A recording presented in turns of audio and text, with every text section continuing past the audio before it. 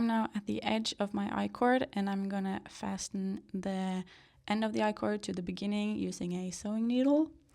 So the first thing I do is that I just move my stitches to the left needle so it's easier to attach. And then I take my tail of yarn and thread it onto the needle.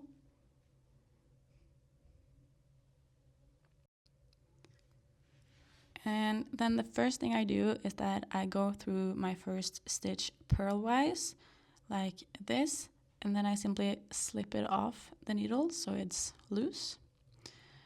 I'm then gonna take my needle and go through the top stitch of the I-cord. And you see here that I'm finding the V and going through both legs of this V right here.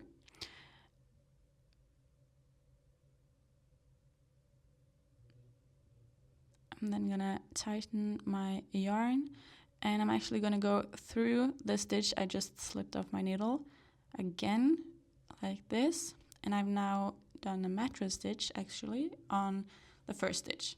And then I just repeat this process on the last two stitches. Make sure that you tighten it a bit, but not too hard. I then go through purlwise again, through the stitch.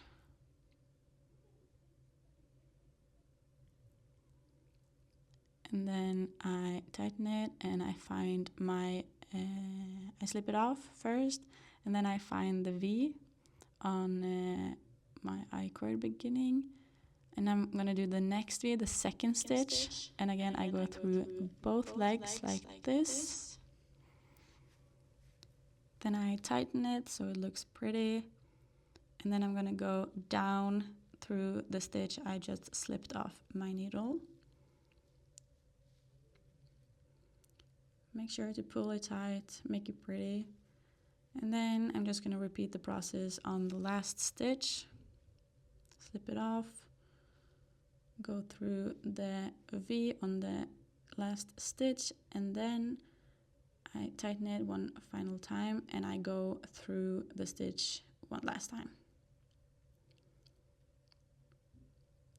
And now I have grafted them together, but as you can see, there might be a small hole right at the beginning here.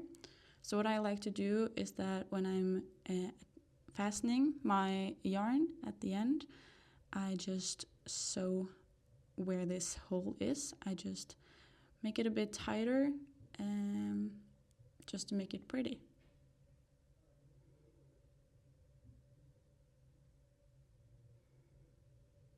So I do a couple of stitches just to fasten my loose tail, and that makes it so much better. And that's the I-cord.